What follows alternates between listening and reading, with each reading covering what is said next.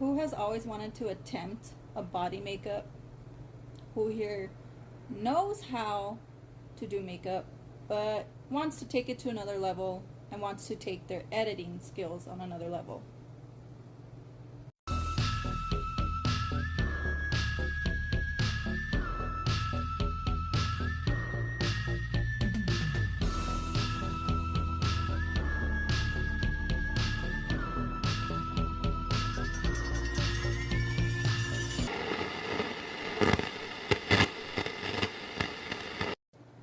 Hello everybody and welcome to part 2 of my lessons learned. This time around it's about my favorite Halloween makeup looks, so if you need any pointers, if you would like to refresh your knowledge, follow along. My name is Vampy, by the way, V for short. I am an artist, a foodie, a lover of all things spooky, so the majority of my content is going to be geared towards that, but not always. Let's get started. Alright, let's kick it off with Sally from Nightmare Before Christmas. So she was the second time ever using body paints. I believe they're the grease ones. With these ones, obviously I already knew and experienced a lot of smudging and transferring onto my clothes, which was really annoying. Even with setting powder, but I learned to really pack it in there and layer on top with eyeshadow of like the same color or an accent color. So like for instance, the shading and stuff, everything was with the cream paints, the grease paints, whatever. You can even tell like it's on some parts it's shiny. I just didn't put enough on it, but that was part of the learning curve. And fun fact, I also learned that I rubbed my nose too much because the paint kept coming off. But that would be my pointer. So definitely pack the powder on a lot, and go over it with the eyeshadow. So another broke problem solution. I said that weird. Broke girl problem, broke girl solution thing is I do not have a studio. I'm in my old bedroom. I'm actually on the floor in front of a floor-length mirror. And since I don't have fancy backdrops, I still don't, I literally just hung a red dress inside out behind me, like tucked into drawers, and that's how I got the background. So I think that's the other tip. Work with what you have. Sometimes we don't have anything, and sometimes the background is cropped out, and that'll come later. I do that once I start getting the hang of editing. I did this makeup look of Lily Munster the week after, I believe, because I was doing like a Living Dead Girl series in 2000, I believe, if I'm not mistaken. It's on my Instagram, just scroll back. She came out really good. She's one of my favorites by far. This makeup moment is my favorite because it's actually the first time I plucked most of my eyebrows out, and I knew how to glue them down and everything like drag queens. I love the makeup techniques they use, so when I was getting annoyed with all the gluing and how much time it takes, I was just like, F it, I'm just gonna do it. Like I plucked, I believe from like the middle, it's glitching, but anyways, from like the middle out. And it made such a huge difference, and I really loved how it changed like the face and vibe of my shape, the face shape, like yeah, like just my makeup skills ended up not being so restricted, or at least that's how I felt. And for sure I started being extra with overlining my lips. Again, I was thinking drag from my last makeup tip video. If you haven't seen that already, it was from my least favorite. So like we all know, or if you don't know, I really love filters. They make me feel really bougie, and of course I give credit when it's due. So I was like, you know what, I should just overline it myself, have fun with it, and that's what I ended up doing, and I did like it. It's a little bit awkward for sure. So, side note on editing or like studio wise, same thing. I did the whole backdrop with a black dress tucked into the drawers.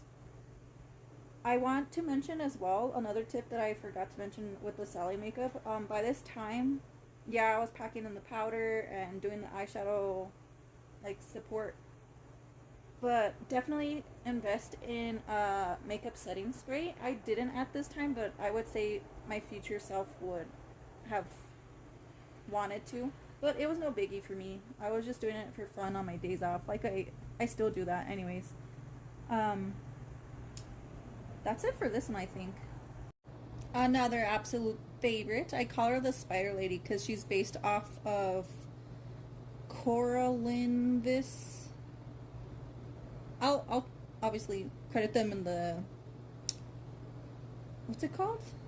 The description.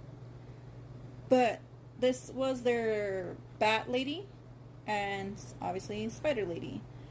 I was also inspired by Sasha Soul Art's filter that's called Crybaby. So it ran my mascara and I was like, oh, I'm gonna do that. So it's still there, but I also brought the mascara and eyeshadow, I dragged it down a little bit further.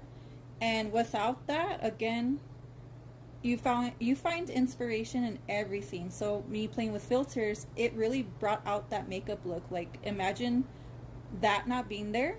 It still looks cool, but it really brought it all together, especially because I'm like not eating, but like I have a spider coming out of my mouth. You know what I mean? Like it has that vibe. It really turned up the oomph with that. And that's what I mean when I say play with filters. Like who cares what people say?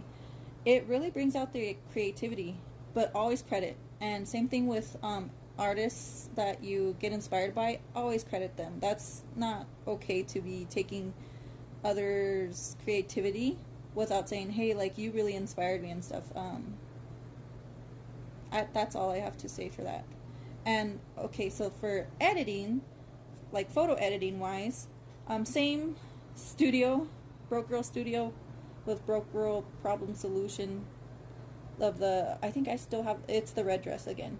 And then this time, I umped the ante of Photoshop. I attempted to do Photoshop. So the 3 eyes that you see on my forehead, they're all black. They're done with eyeshadow. So I basically mapped out the shape where I want it. And since, like I mentioned, I'm an artist, I already know that it's more forgiving to work with an edit against dark surroundings than light, because it's like so sharp and so in your face.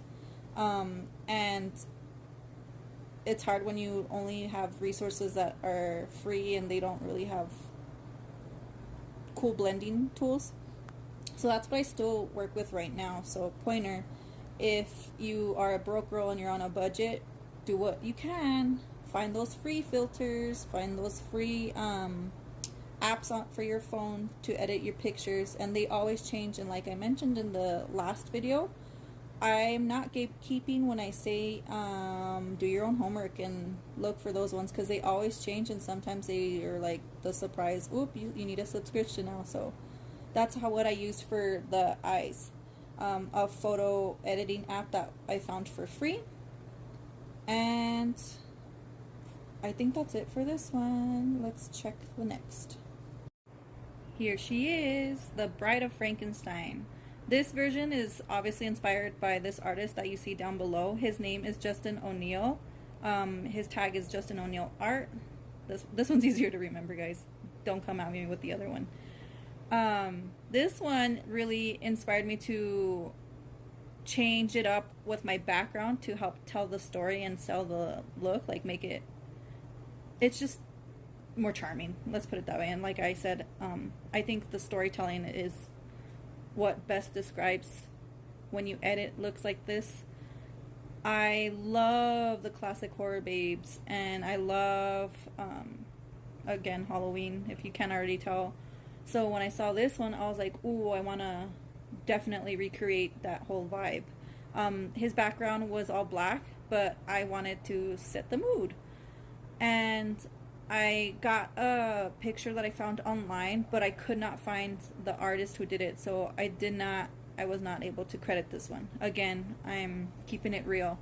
I am one to always credit, so I do leave that for comments, like on the bottom, like if they know who it is, please tag them, yada yada. The tip for the makeup look is on. Okay, perfect. I'm sorry that it's glitching, but the white streaks in the hair, I was running out of the white paints, but a broke girl problem solution is paint your hair. It helps with the fact that sometimes you can't buy wigs. At least I don't have the money to be dropping stuff left and right just for makeup looks. So I really liked this art piece because I was like, oh yeah, I can do that. I can definitely paint the white parts in my hair. I wish I would have put more, but again, you gotta work with what you got. And side note for makeups, this was I think the first time that I actually started layering between, this is actually cream or grease, whatever, based makeup, and then this is the paint, water-based makeup.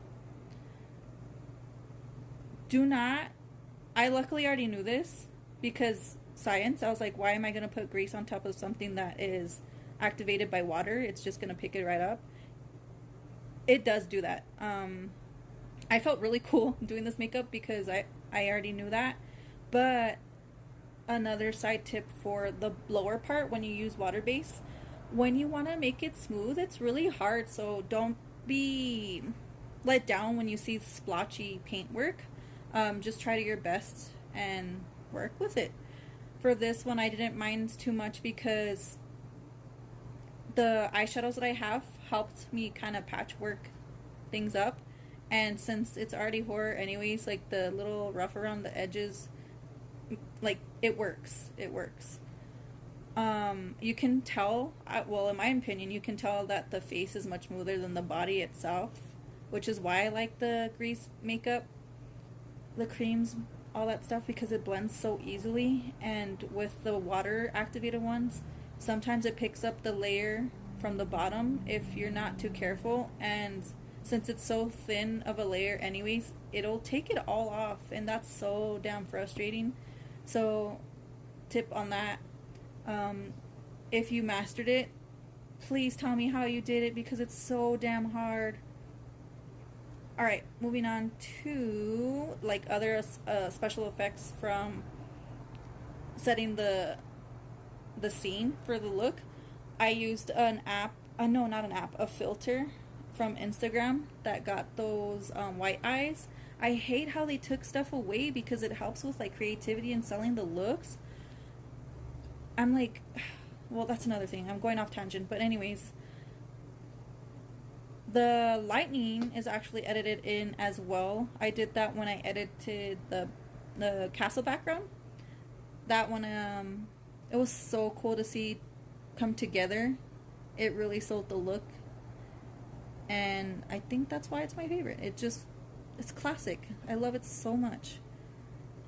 I think that's it for this one for sure now. I think I covered all the bases. That's it. If you learned anything from my video, please share, even if it's a recreation of my look. Share, tag me. I want to know what you learned. What can you teach me? How about that? Especially with like the water-based paints. Those are so hard. But anyways, that's it for now. Thank you so much for following along and for sticking through all of this. I do want to say, if you want to see more behind the scenes stuff, consider becoming a member of my Ko-Fi community. I don't know if I'm saying that right. I'm just always going to say Ko-Fi. I'm sorry. If you don't want to subscribe though, but you want to contribute to my craft, please donate. I have it set up on my page. It's under the same name of It's Me, Vamp V. Other than that, thank you so much again. Follow me on Instagram, TikTok, and YouTube, where this video is.